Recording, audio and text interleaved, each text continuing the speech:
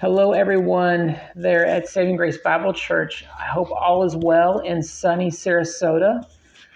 We miss you all immensely here in Orlando, but trust everything is going well there. I wanted to extend an appreciation to all the pastors there on staff, but particularly I wanted to say a special thank you to Eric. Eric, I remember meeting you the first time up at the Blue Building in Nokomis after your first sermon, and I do distinctly remember a couple things that stood out were um, this man was clearly gifted by God with the ability to teach, and a second thing I do remember was um, Eric's confidence in the Scripture, which both were needed. Not long after that, Eric did come on staff, and I saw an up close and personal use of his gifts in the area of student ministry and seeing his patience being tested by just some immaturity. And, as you get older and your children grow older and they grow into adulthood, sometimes you're just okay with not knowing things about their teenage life. For example, I was okay with not knowing if they were the ones that duct taped Eric's luggage up in the tree at Abide Youth Camp. I was okay with not knowing that. No, in all seriousness, that did happen, and I don't think my boys were involved. At least, I don't think so. Maybe not. Anyway, regardless, it doesn't matter. The point is that Eric demonstrated some Christ-like patience during some challenging years with the young people there at the at church, and he could have pulled away in sinful bitterness and resentment, but he moved toward the young men and women, and we appreciated that. Not long after that, we saw Eric transition into some areas where he could exercise his gifts and appreciated them. And one that comes to mind is in the equipping hour. And I have so appreciated just the week after week exposition where it was consistent and it was precise and it was biblical. And just that spiritual meal that we got before going into the corporate worship was a sweet and precious thing, and I miss that. And if any of you have not listened to Eric's exposition of Job, I highly recommend it. I know it's still on the website, so you have no excuse. No, I'm teasing. But seriously, it'd be a real treat to go and listen to, and you'd be blessed.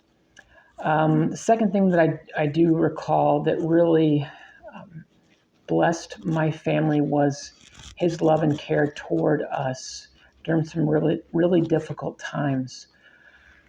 About 4 years ago, Rebecca, as some of you all know, had suffered a life-threatening allergy to a medication, and um, there was a time when it was touch and go for a little bit, and it was concerning. And this was around the same time where Aiden had reconstructive back surgery, and we had lost my nephew Ian to an overdose. Around this all happened within the span of a month, and Eric really was helpful during that time. He was just his shepherding.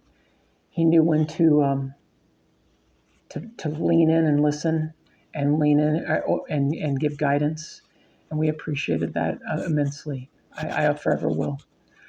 I'm thankful for Eric for his intentional shepherding in my own life with chronic illness and having just needing clarity about in the areas of God's sovereignty, God's kindness.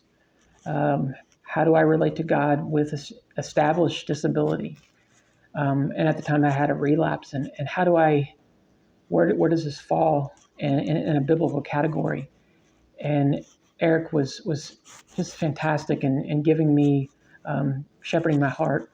So I was grateful for that, and um, I'm grateful for Eric also for his intentional shepherding There was a time when, about 3 or 4 months before we moved to Orlando, we had a few of us guys were meeting with Eric and a couple of the guys, a couple nights out of the month. I think it was 2 Sundays a month, something like that.